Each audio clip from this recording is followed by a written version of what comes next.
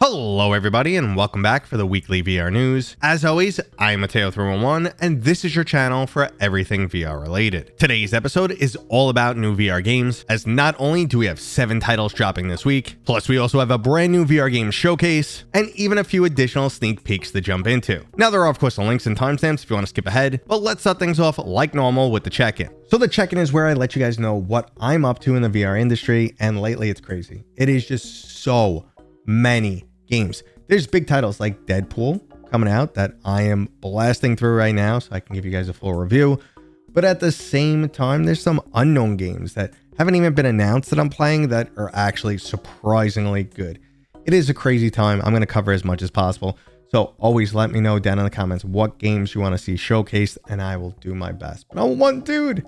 I wish I had a team. I wish we could cover it all. But let's not waste any more of your time and jump right into this week's new releases. Starting off with a new release that I actually missed last week, we have the mixed reality experience Little Critters. This is probably one of the most unique tower defense style games you'll ever play, as you get to populate your real life environment with a series of traps, with the hopes that you'll be able to fend off the army of critters that start invading. Now there's some undeniable charm here and some surprisingly strategic combat, so if you're looking for a new mixed reality experience, you might want to check this one out. Now moving into this week's new releases, starting this week, SteamVR players will get access to the trippy, time-bending puzzle title Unloop. This is from the same studio that gave us the classic horror-themed shooter Into the Radius. Now the only other VR title that I've played that comes close to this is We Are One, which has a similar gameplay mechanic where you need to constantly run back time and work with clones of yourself in order to complete some puzzles. Now as much as I love the studio CM games, I'm still yet to try this one out. But if you've played it, I'd love to hear what you think down in the comments. Now sticking with the whole puzzle genre, but completely changing up the mechanics, we have Hotel Infinite. Now not only does this game go old school on us, utilizing room scale locomotion, where you have to physically walk around rather than using your thumbstick, but it also utilizes non-Euclidean geometry, turning physics on its head, where room dimensions no longer matter, and the inside of a closet can turn into a sprawling hallway. Now the first VR game that I can remember that really pushed into those mechanics was T for God, and it was a truly trippy experience. But the one little aspect here that's going to take it over the edge is the fact that both the locomotion and the game's puzzles both have that non-Euclidean geometry, making for some truly one-of-a-kind experiences. But if you're not into puzzles and more of a survival fan, we have Tracked Shoot to Survive. Now this is from the same studio that previously ported multiple games to VR, including Layers of Fear, Blair Witch, and another excellent survival game, Green Hell. Now it looks like Tracked is the first time they'll be building from the ground up for VR, and in Shoot to Survive, not only will you be stranded in the Canadian wilderness, but you'll also need to rescue your sister, who's been captured by the same drug cartels who shot down your plane. While I'm not a huge fan of the survival genre itself, Tracked Shoot to Survive is definitely setting up the mature-themed gritty environment that I prefer. But completely changing things up, we're getting a new experience from Polyarc, the studio that gave us VR's best platformers, Moss Book 1 and 2. Now remaining in the Moss universe, but completely moving on from platformers, Glassbreakers Champions of Moss plays much more like a fighting MOBA game. At first glance, I was expecting something like Smash Brothers and I was really excited,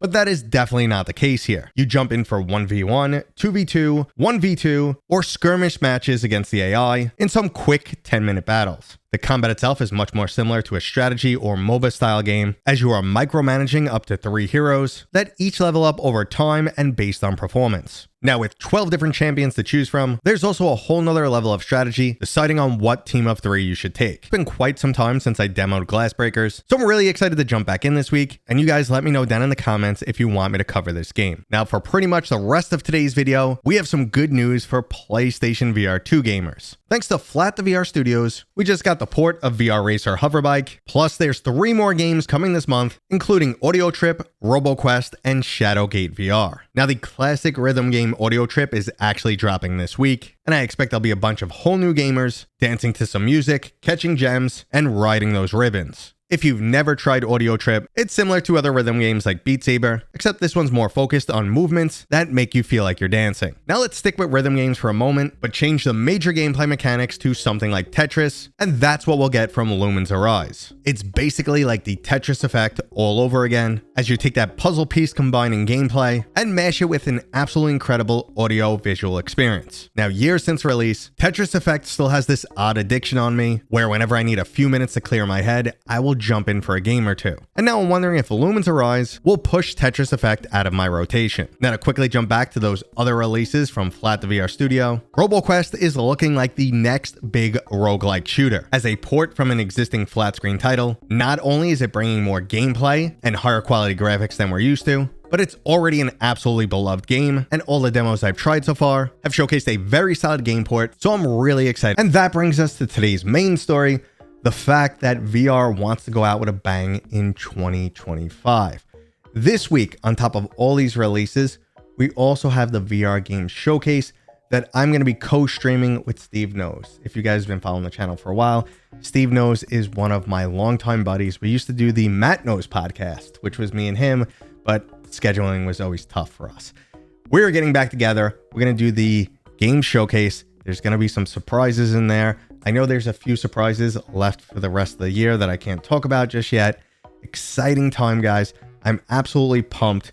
And I can't believe, with all the games already on the roster, that there's actual surprises left. Things that haven't been announced, things that I'm not allowed to talk about or show off just yet.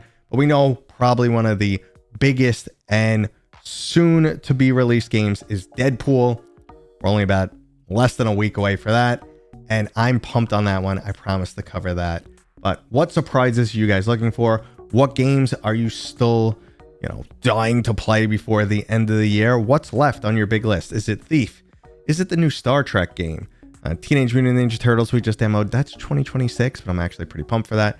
And I always take any opportunity to slip in a mention of my game because I think we have some seriously amazing bones in that game. Like, the mechanics are so solid. Now we're into the content stage. We're blasting everything out, and I can't wait to show it off to you guys. But that was today's video. If you guys enjoyed it, please go ahead and give it a thumbs up. If you're new here, consider subscribing. Please leave your comments. I always want to hear your feedback. I'm curious what your questions are. I like the dialogue back and forth. Join us on Tuesday nights. We have game night. We play co-op games. I usually give out some keys if we have newer co-op games to play. Also, come on Thursdays and Fridays when I stream. Usually it's Fridays. This week it's going to be Thursday again because we're streaming the game showcase. And if my schedule doesn't work on a Friday, I will stream Thursdays. But normally it's Fridays, 1 p.m. Eastern time. And like I said, that was today's video. See you guys next time.